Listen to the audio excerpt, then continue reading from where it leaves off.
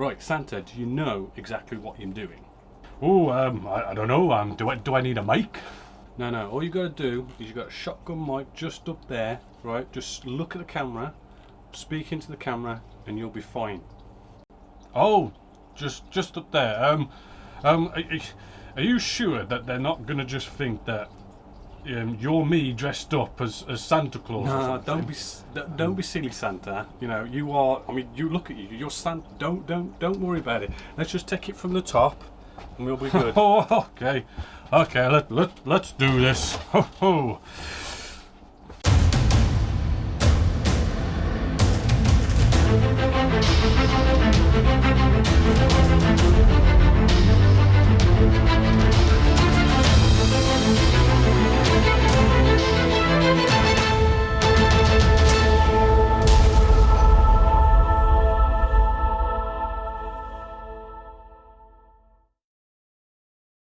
Hello there, welcome to Genessis-Models. My name is Bob Waldron and this is the Christmas special for 2016.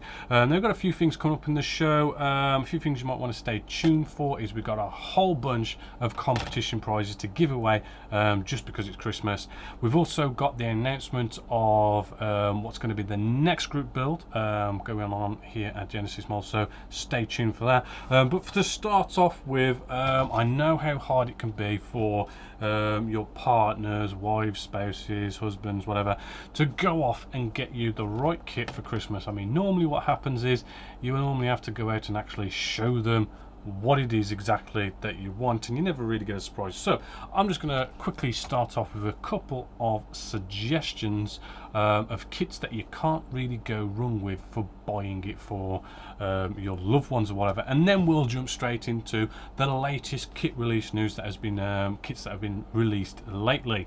So starting off, the first couple of kits I'm going to talk about is the kind of kits that are for your beginners, intermediate modelers who you know, you can't go wrong with this kind of build. They're sort of nice cheap kits and they go together really well, and there's no real grumbling about it. First couple of kits will be Tamiya do produce some really nice World War II fighters. They've got things like Spitfire Mark 1s, 1/48 scale, around about the 20 pound mark. Goes together like a glove. I've got a step-by-step of it as well. We've got the P51D Mustang as well by Tamiya. That's also 1/48 scale, around about the 20 pound mark. Again, goes together absolutely beautifully, can't go wrong with it. And there is also a step-by-step on that as well. We also then sort of move into Edard. They've got some great kits as well. They've also got a really lovely Sublime Spitfire. Just, you know, it has been like voted the best kit of, like, I forgot what it was now, 2014 when it was released. Absolute beauty. You know, there is so many reboxes of this, so there's so many different markings as well. You know, and even if you've already built it once, you don't mind building one of these again. They are really that good. Again, around about the 20 pound mark, depending on whether you go for a weekend edition or one that's got a Provi Pack edition, but it's basically the same kit either way. You do also have the MiG-21 range, again also 1/48 scale, maybe a bit more pricier, just under maybe £30. You can get them in different editions as well, Provi packs. There's lots of different releases. Again, it's a really great kit that just goes together beautifully. Lovely surface detail, no real problems, can't really go wrong with them. So definitely some nice recommended kits for like under about a £30, £20 mark, that kind of thing. Now, if you really want to get your loved ones something really special, there is the fantastic 5 by Tamiya. Now, this is in 1/32 scale, so we're going up to a bigger scale, and yeah, I mean, we're talking around about the £100 mark. So you're going for an absolutely spectacular kit, the best of the best. Again, cannot go wrong with getting one of these kits. And the 5 that there are is the Zero, there's the Spitfire, there's the P51D Mustang, there is the Corsair, and there is now the Mosquito as well. absolutely stunning either way you play it. I do recommend though, if you do go out and get one, I mean eBay is a pretty good place to get them pretty cheap. Although they're about £100, you can sort of knock maybe 20 quid off there if you sort of shop around to there as well. And you know, as long as they haven't got it, you know, anyone would just love building any one of them. Whether you like the aircraft or not, they are just absolutely sublime to put together. So there's a couple of recommendations. Now let's move on and find out what has been released recently in the modelling world with our kit release news. So starting off the kit release news for December, we have a lot of nice 1/32 scale kits here. We have Tamiya releasing a McDonnell Douglas F4C or F4D Phantom. That's 1/32 scale, and that is at a whopping £99.99. Edard release is their Republic P47D Thunderbolt. That's 1/32 scale at a whopping £127.20, but it does come with a lot of photo etch, brass parts, loads of decals, all those goodies that Edard throw in there. We have a McDonnell Douglas F15C Eagle. That's by Tamiya, 1/32 scale at £99.99. Tamiya also releases a nice duo here with a Mitsubishi A6M50 Type 52 ZEC, and that is 1/32 scale at £109, as well as the Mitsubishi A6M2B0 Model 21 by Tamiya as well, 1/32 scale at £109 as well. We then move into 1/48 scale with Tamiya's Focke-Wulf 190 F8 stroke F9 with bomb loading set. That's 1/48 scale at £36.50. Edard releases a 1/48 scale Messerschmitt BF 109F dual combo kit, which is their lovely Royal class kits they release. That is at quite an expensive of £94.60.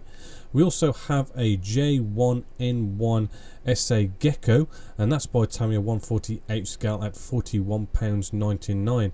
And coming in by Airfix with their really nice new tooled Victor B2 with blue steel missile. That is in 1/72 scale at £59.99. We've got some armoured vehicles here in 1/35 scale by Takam of their T55 AM 2B 3-in-1 tank. That is at £44.99. We have a M60 A3 Patton tank by AFV Club. That is 1/35 scale at £54.99. And then we have a Soviet Pravda class submarine early version in 1/350 scale at £15.99. And that is it for your kit release news for December 2016. So plenty of choice there for what to buy your loved ones for Christmas there, or maybe just go out and buy yourself it anyway, it doesn't really matter. Anyway, what am I working on right now? Well, right now we've got the Meteor, we've got the Lynx being built, we've got the Spitfire being built, all nicely step by step. Well, actually no, the Spitfire's in rapid video build style, but those are being released on the website. The Lynx is, I'm really liking the Lynx now because we've got a lot of that photo etch done. We're starting to get paint down and starting to bring together the interior, because I mean it does feel like we spend a lot of time on the interior with the Lynx, and that's probably the thing with helicopters. They're more open, shall we say, than an aircraft, so you have to work more on that interior, and I have sort of gone that little extra step with a bit of, you know, doing the whole scratch building and the photo etch and everything, the loads of photo etch for that one. Our Meteor here, you're probably not up to this stage yet, but with the videos, but we're getting the decals down now. It's all nicely sealed in, the decals are going down. I'm just showing you how to do like a really sort of tricky part on the actual tail section, trying to get them to sort of line up. You'll know when you see the videos. And the Spitfire, well actually the Spitfire hasn't really got that far really. We're sort of working our way through the cockpit, but anyway, here are just a couple of clips of how they're coming along.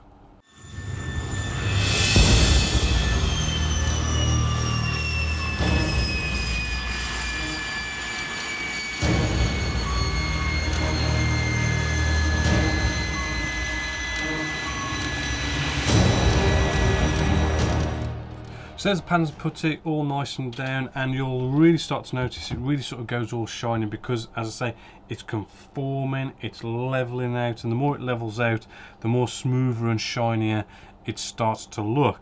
And you know, that sort of also helps in, do you know how you get that sort of nice sort of ripply sort of camouflage sort of pattern? It just seems to help form that kind of almost naturally as well, which is rather a nice help. Now the next colour we're going to be using on top is going to be XF81. Really cool matching colour for this. Again, 50-50 mix with homebrew thinners, and we want to start off with you know, good old light misty coat, right, all over. Yeah, just to sort of get that starting to, you know, get used to that colour and sticking down to that colour. As you can see, you know, it's almost hardly noticeable, but it really dries really quick because it's really sort of misty. Right, as you can see, I'm just cutting to air, and then we can sort of come in with that nice normal light coat, a light coat that doesn't go down wet. Right, as soon as if it does start seeing as though it's going down wet, you want to move away from that area. You don't want it to be going on looking wet, and you just build up the coverage until you've got good coverage all over the model, nice and simple. And don't worry about getting too much paint on the Panzer putty. Remember, it just eats it all up.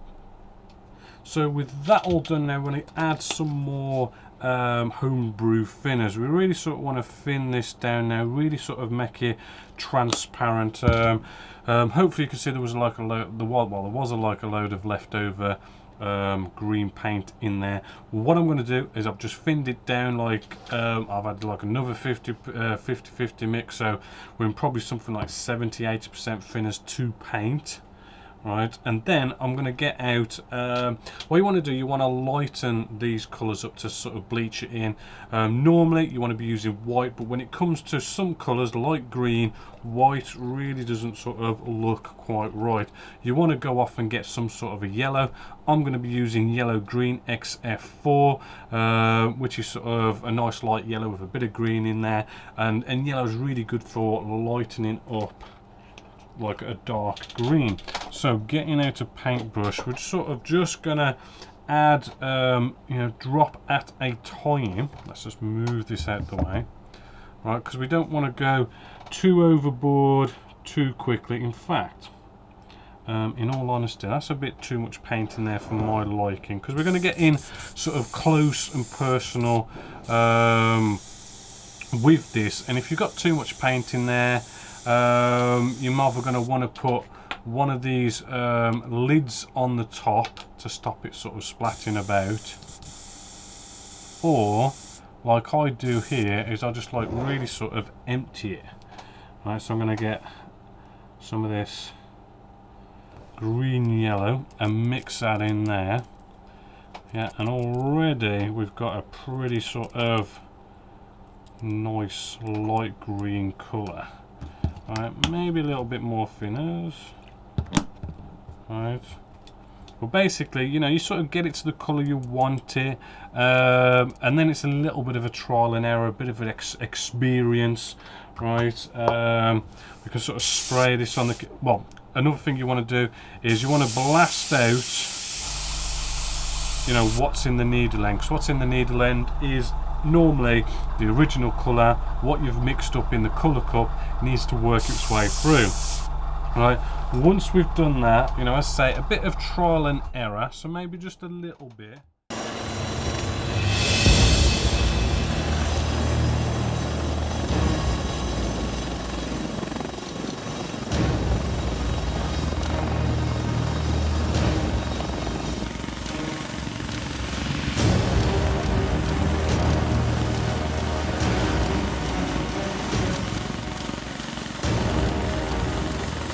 So we've got our sort of flat colours down just on here. We've got all sorts of all our chairs, seats, and all that kind of stuff. Just plain simple flat colours. Because what we want to do, we still want to get down our photo etch, because we've got a load of cool sort of cockpit detail, photo etch, you know, just here, all that kind of cool stuff to really sort of bring all the details to life.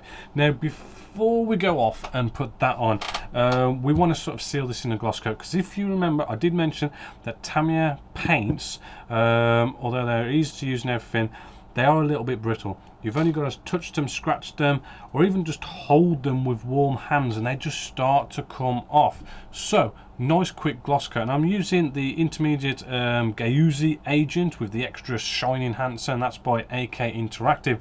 You can use whatever gloss you want, but this is very similar to the Pledge Floor Cleaner or the L-Class 2 Aqua Gloss. And all we want to do is we can pour this straight into the airbrush.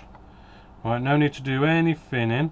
Right, we don't need a lot, so don't really sort of pour in loads, because all we want to do is just get it to lock in our Tamiya extra thin cement. So just taking this big piece here, all we need to do, right, is just give it, I should probably have a kitchen paper towel down. All we want to do is just start with a nice misty coat, right, all over. And then really you could just get away with putting another light misty coat, and we really are just aiming for that light bit of a glossing. We don't need to go mental with glossing, put loads and loads of gloss coats on and then really sort of have to wait, you know, till the next day for it to properly dry. Two nice light misty coats, dries really quick, and we can just crack straight in with doing our photo etch and everything, and not have to worry so much about scratching the paint work or anything like that. Plus it does get things ready for the weathering that we can do after doing the photo etch. So just while our gloss coat dries, what I'm going to do is I'm going to start getting at the miniatures, because I mean really these miniatures here, right, they do sort of really sort of need to be painted and everything sort of at the same time as the cockpit, because I'm not quite 100% sure, I haven't quite fit tested it yet, but we're going to probably have to put the pilot in and everything in when we bring those two halves of the helicopter together. I know you can sort of keep the canopy sort of off all the glass work, and maybe you might be able to still get the pilot and everything, but you know, better to be safe than sorry. Let's sort of get all the internal stuff done. So when it comes to miniature painting, you know, there's a lot of ways of doing miniature painting, the same as sort of building models. There's so many techniques out there. There's quick techniques, there's easier techniques, there's the really sort of advanced techniques where, you know, it really can take a lot of time and a lot of patience just to work on one model.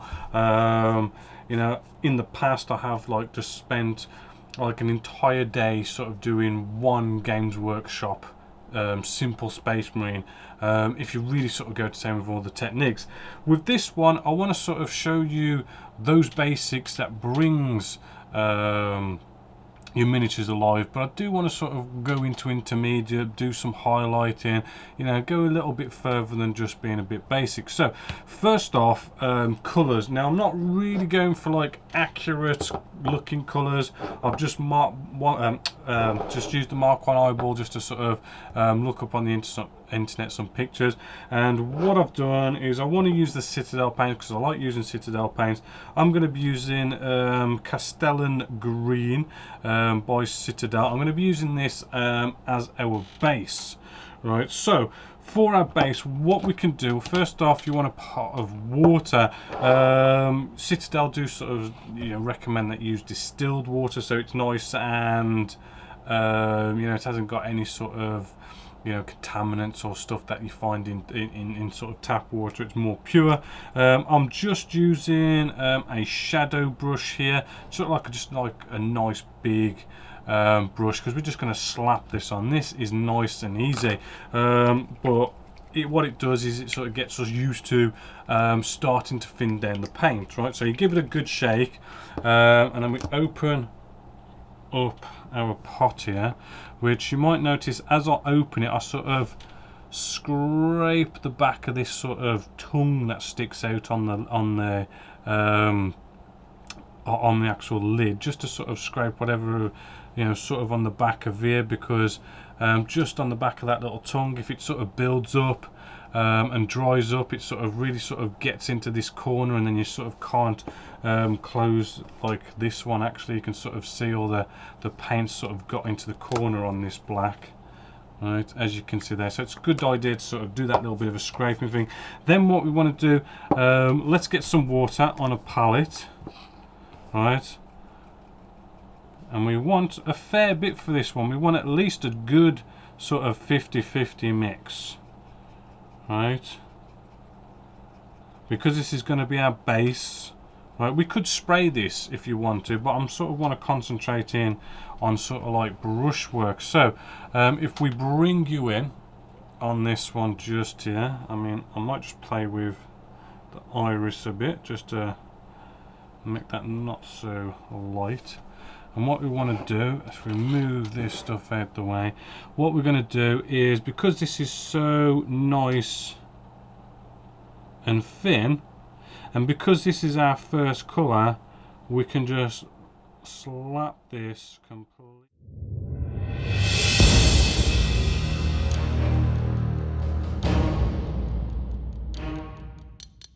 Nice new sort of glue I've been sort of using, and when it comes to photo etch, I love to use laser bond when it comes to photo etch. It just makes things so much more easier. Now, as we was just sort of sorting out here, just at the back, we've got these two little tabs. We can sort of glue them in. So using our laser bond, what we can basically do is, because this, let's get this out of the way for the camera. What we could do, we could sort of just blob some, try and get some underneath there, both places. Now with this laser bond, basically this is not going to dry until we use the UV light, so we can play around with this. So if we get a cotton wool bud, what you can sort of see, hopefully, is we've got all this sort of blobbed, oozed sort of glue on the top of there. What we can do is get a cotton wool bud, we can wipe some of this up, right, and what I'm sort of hoping is that we've, you know, after I've wiped that up, we've got a nice little bit as maybe sort of got underneath those two little metal tabs there.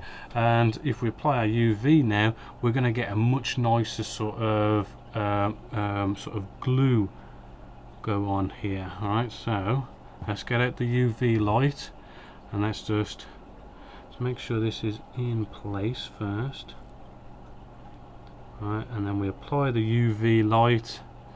Right, and we want to hold the UV light down for, it says in the instructions, maybe about 3 to 7 seconds ish, but really the longer you can sort of keep this on, sort of the better, because, you know, it does take a little bit for the light to sort of penetrate in and underneath those two little tabs. So the longer the better, but basically that now is all nicely glued down and not really going anywhere, which this piece then, if I can just find where I've put all my pieces, here you go, will go, I do believe it goes underneath this bit, sort of at the back. There's like that little sort of raised piece which then goes into our little recess, which is probably not such a bad idea to sort of use again tweezers, because bits of photo etch are rather tricky, and that's going to just sort of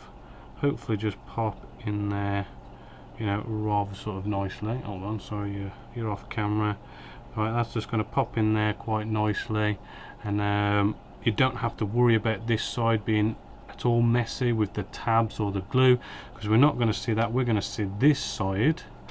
Right, this is the side we're going to see, and we're going to have like a nice little compass just inside there, which now moves us along to another part in the cockpit, which is rather cool, is the decals. So now the decals for the instrument display panels, right, this is the decals that you will get, and first impressions when you first see them is they're all just solid black. Don't worry, there hasn't been like a misprint or anything like that.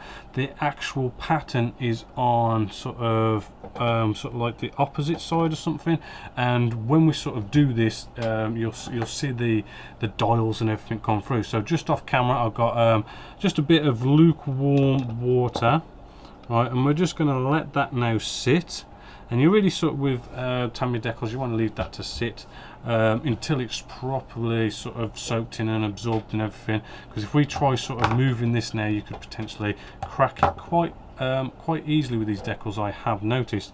And then basically you get your clear part, which is just here, and what we want to do is on the side where you haven't got these sort of raised circles, right, and that's where the side you want to put your decal on. So let's let this soak in. So those are the kits that are being built right now and how they are coming along and progressing. Now remember, later on the show we're going to be announcing what's going to be the new group build, and we've got Santa coming in to show us what competition prizes they're going to be. But until then, we've got a nice inbox review coming up now, which is of a brand spanking new tool, nice new release just for Christmas, and it really does look good. So let's take a look at that.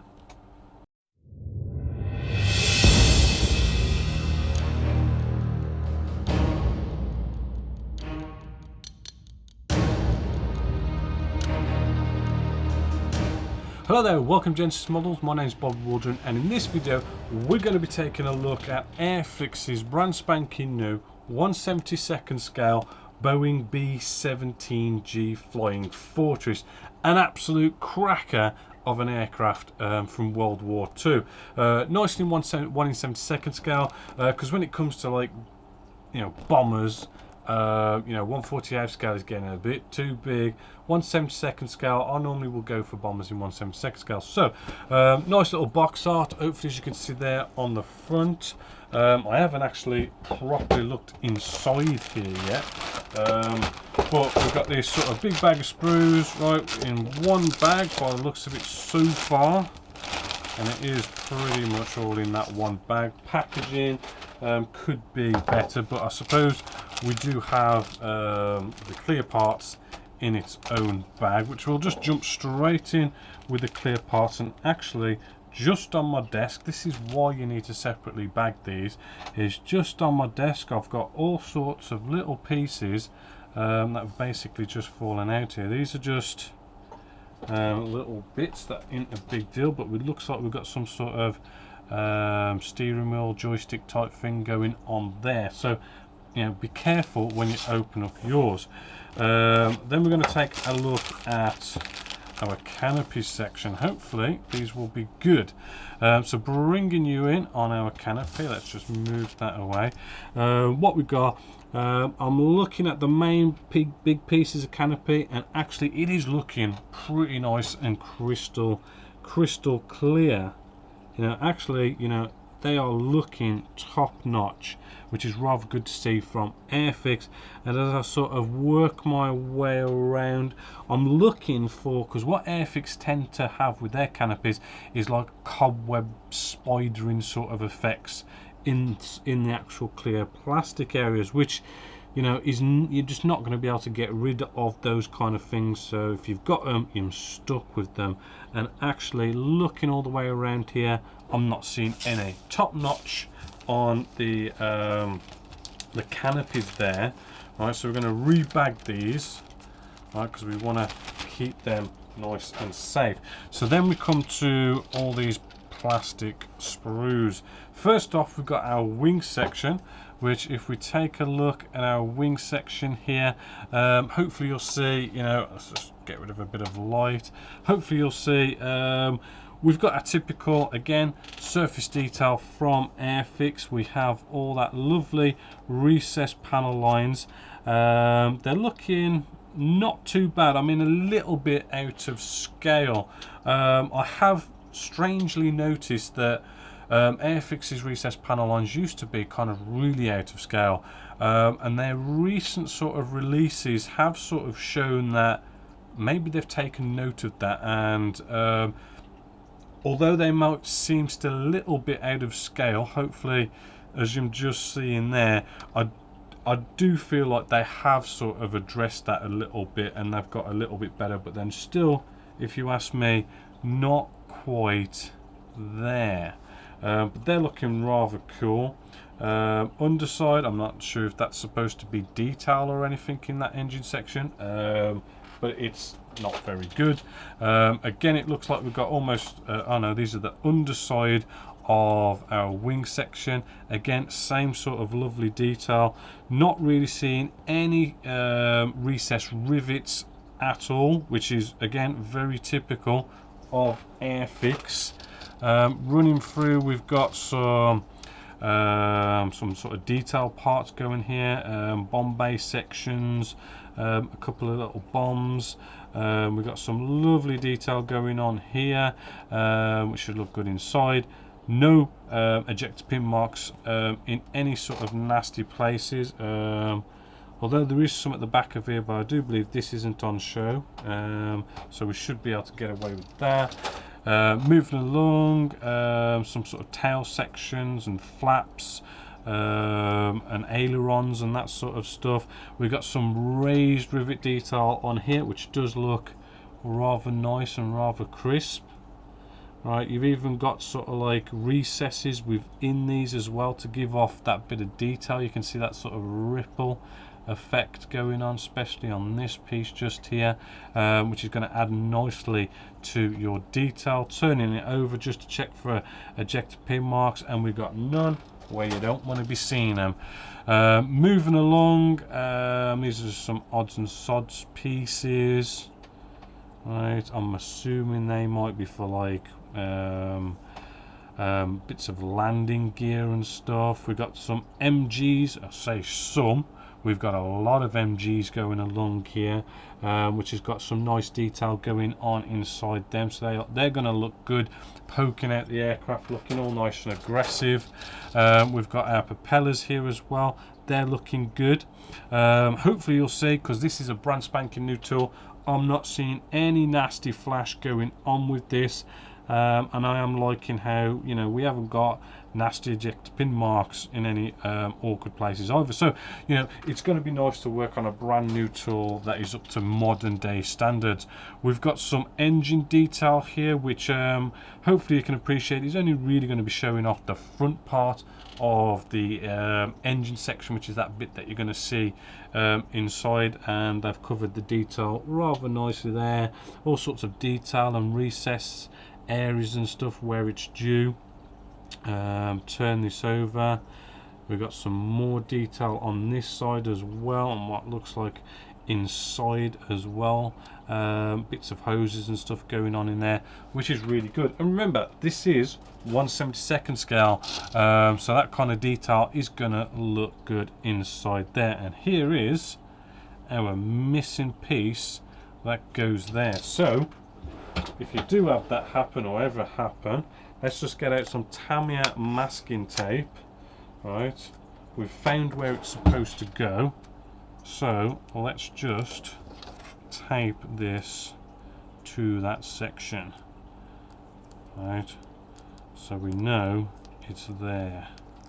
Right, and there we go, problem solved. We've got some bits of detail going on here, hopefully you can appreciate, looking rather good. We've got wheels and stuff with nice hubcap detail in there. We've got treads on our actual tires as well, recessed treads, which is also gonna look rather cool as well. Then we have the big main piece here, which is the actual fuselage section, which we've got a same good level of detail running all the way along here. It's looking consistent.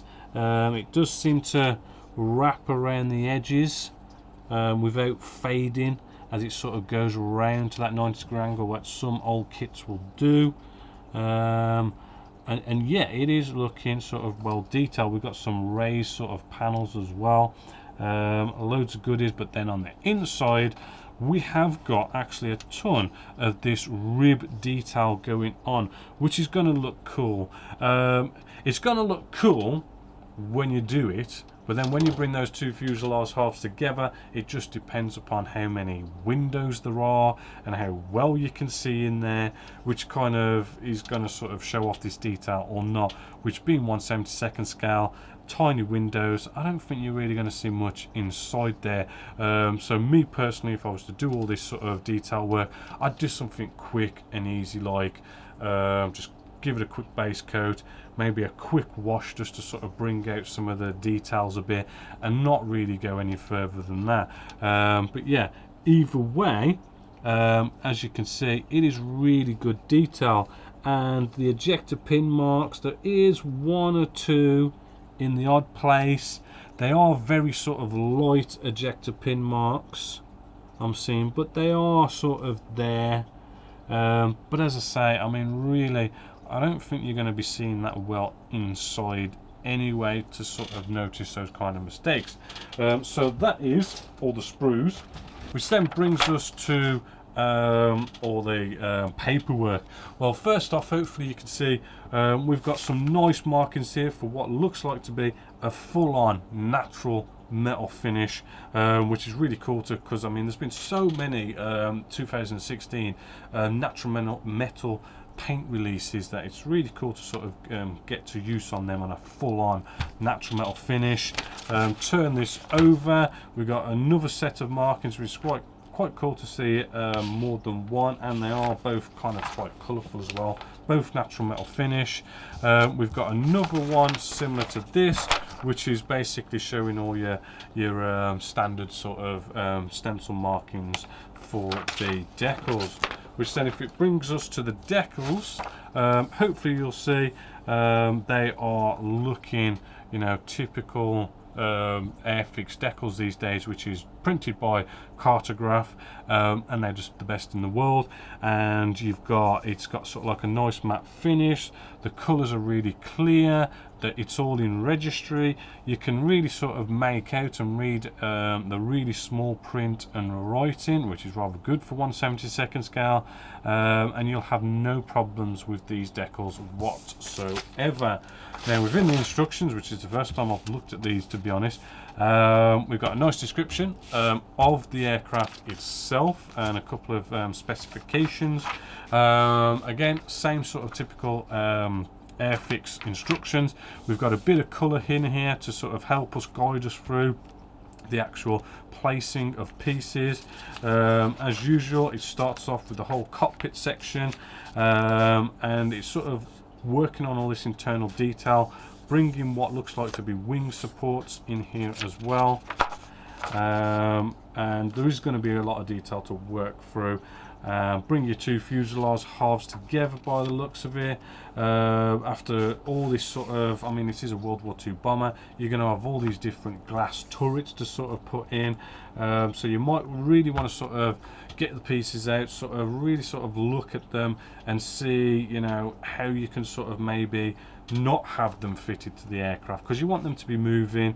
They are clear parts, so you sort of, you know, it would be easy if they wasn't on the model while you're spraying all the model and everything. So really sort of maybe look into that and do test fitting and stuff. Right, looks like you've got all sorts of tails being able to be moved, and ailerons and flaps, they all look nice and moving. Hopefully these wing sections will be a nice fit on the fuselage halves, which Airfix is getting really good with their fit problems, so you know, shouldn't really have any major problems. And then the rest is pretty much simple basic model construction, landing gear up and down. You know, you've got your bomb bay doors, you can have them open or closed. Apart from that, pretty much standard. So all in all, this kit is a brand spanking new tool for 2016, late 2016. It costs around about £31, which for 1/72 scale and a World War II bomber, especially something like a B-17, I think it's well worth the money. New mold, you've got no flash to deal with. Ejector pin marks aren't bad at all. The details looking pretty good for 1/72 scale. I mean, it is definitely a big thumbs up and a well worth it kit, and well recommended here at Genessis-Models. So hopefully you've enjoyed this video and it's been beneficial to you. So until next time, my name is Bobby Waldron, this is Genessis-Models, and I hope you've enjoyed. Ho ho ho ho! Merry Christmas everyone! This is me, Santa Claus, all the way from the South Pole, and I'm here to announce Bobby's competition prizes, which he's gotten off and given a load of prizes to give away for this Christmas. So what do we have here? Well, starting off, we've got a bunch of 1/72 scale, and what we have is we've got, first off, we've got a Messerschmitt BF 109E4 1/72 scale.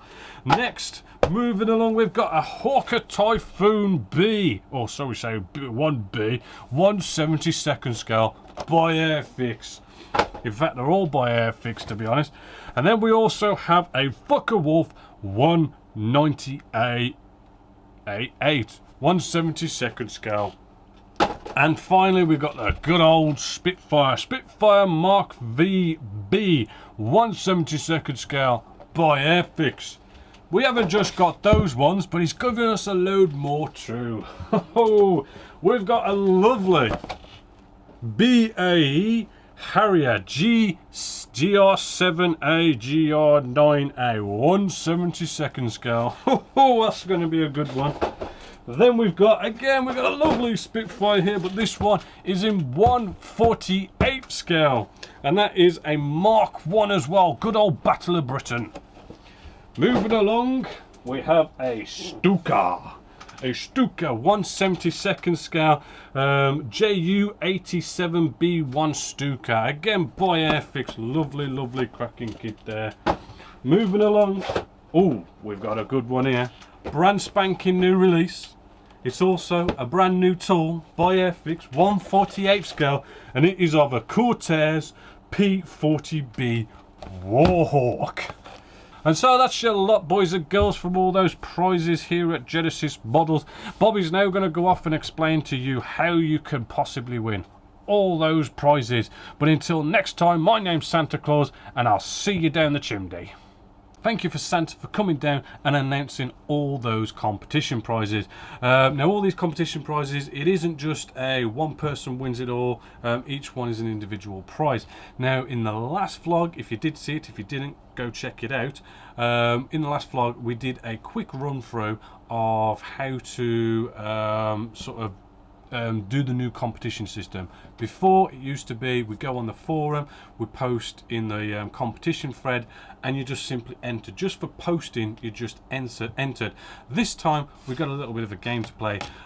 Just to sort of recap, basically I'm going to show you a picture, right, of anything. An aircraft, an armoured vehicle, World War II, modern, Cold Warfare, doesn't matter, something that we model mainly and generally. And what I'm going to do, I'm going to take that picture, I'm going to shrink it down just to show a little part of whatever it is, and you've got to guess what that picture is of. Okay, so last time we had an example, an F4 Phantom, and I cropped it down to a little sort of air intake, and you had to guess what that was. So congratulations to all those of you who sort of guessed it was an F4 Phantom. You know, there wasn't any competition prizes in that, but it was just an example. So this time around, here is what the picture is.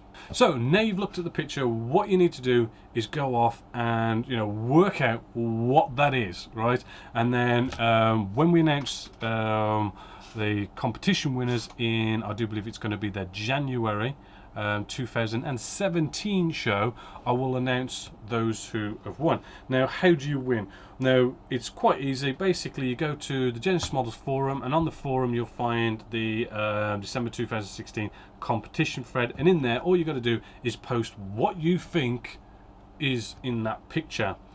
Or now what you can also do is you can go to YouTube, and you can also post in the comment section on YouTube what you also think it is in there as well. So there's those two places you could post what you think it is, right? And then what's going to happen is, come February 2016, I will basically, you know, count down the thread, count down YouTube, you know, do a random number generation program, and, you know, if I come to the person who has the right question, the right answer, they are a winner. And I've got to do that.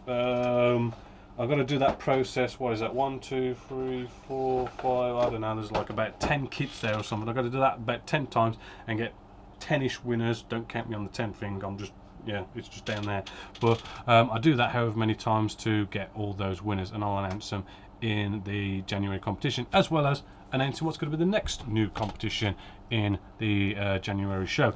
So that is the whole competition thing. Hopefully you're enjoying the whole new sort of, you know, doing a bit of guessing and sort of finding out what it is, so it's a bit more than just making a post and everything. Hopefully you're going to like the load of prizes that we've got to give away as well. So next up in the show, we're going to be taking a look at a bit of news. To start off with news, it is dates to sort of put in your diary. I did mention this in the vlog, but on the 16th of December, we are going to be closed till the 6th of January. And the day we come back on 6th of January is going to be also the day that the January Genesis Model show will go up as well. Now, although we're closed, I have done a load of work in the background sort of to give a load of sort of videos to throw out there over the Christmas period. I've done all sorts of inbox reviews and product reviews. To name one, we've got these really cool new oil brushes by Ammo.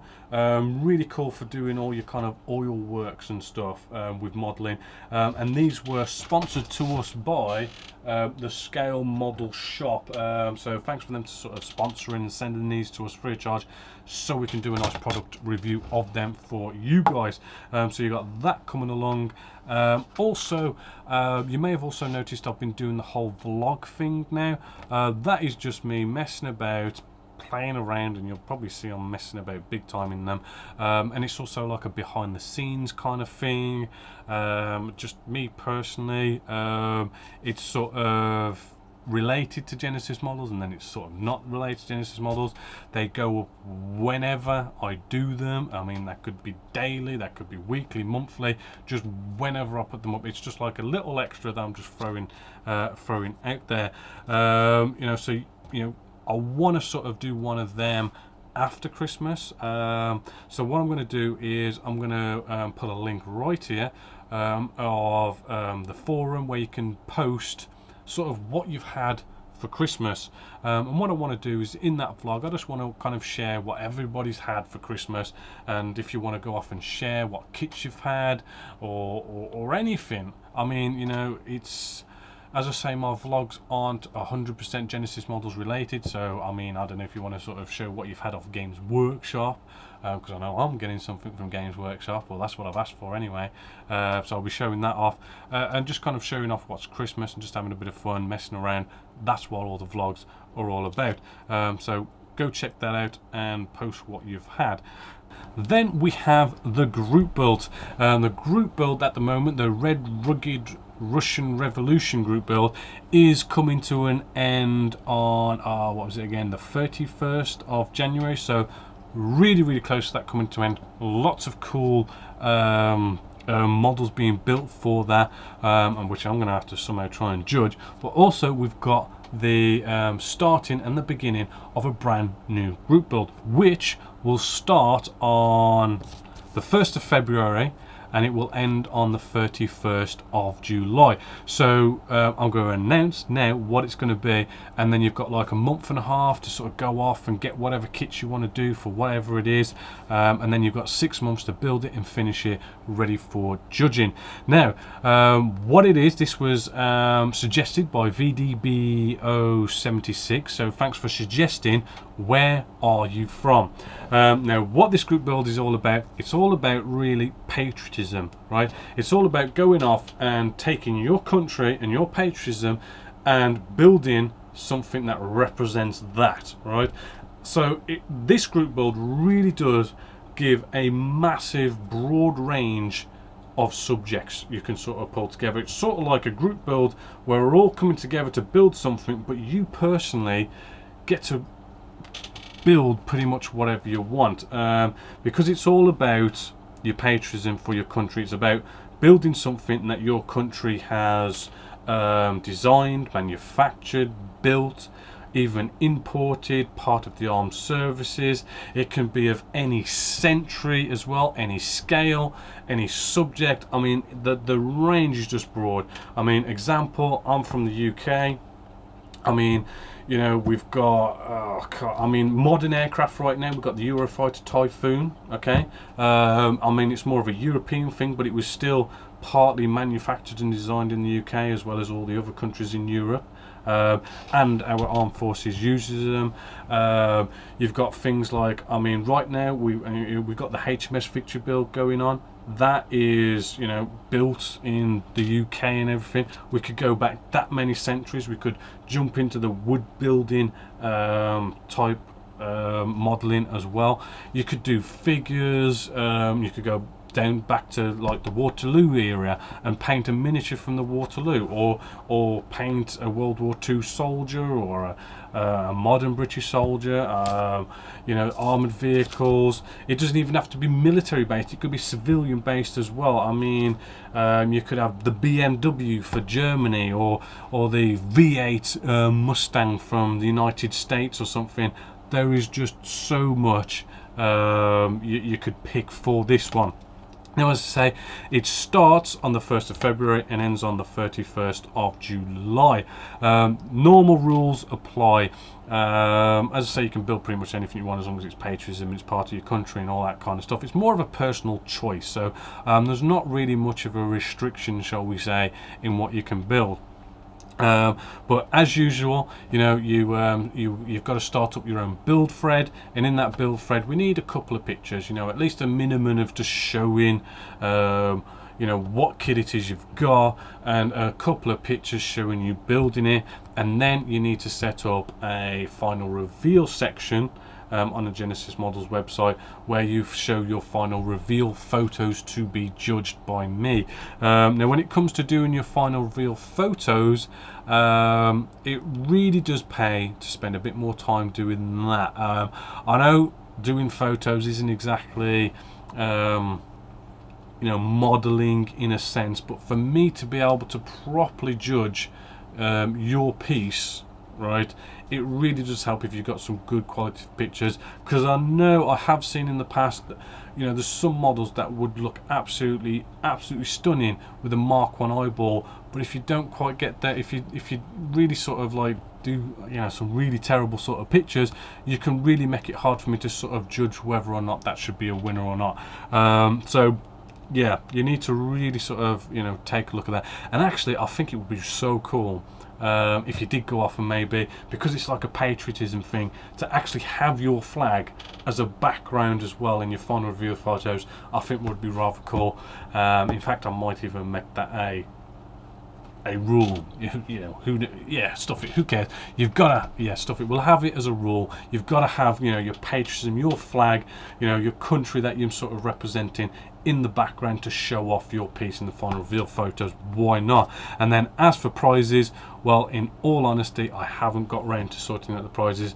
I'll probably announce them in the February show, because, you know, it starts on the 1st of February. I'll announce the competition prizes in the February show, just to give me a couple of, you know, a bit of time to sort of get some prizes together. You never know, I might be able to get some people to sponsor it, just like we did with the Red Rugged Revolution sponsor we had from Models R Go, which prizes are just up there ready to go out. So that is the GB here at Genessis-Models. Hopefully you're liking what you guys have voted for, because it is what you voted for. Hopefully you're going to get on board, get ready for it.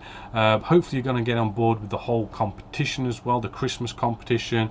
Hopefully you're going to share whatever it is you've had for Christmas as well, which hopefully I'll do a vlog of that in between Christmas and New Year. But yeah, until next time, I'm just going to leave you with a whole bunch of final reveal photos of all that absolutely stunning, fantastic work, which I must say, Chameleon 2009 has pulled out an absolute stunner of an F-14 Tomcat as well for you to take a look at in a bit. So yeah, until next time, my name is Bobby Waldron, this is Genessis-Models, and I hope you've enjoyed.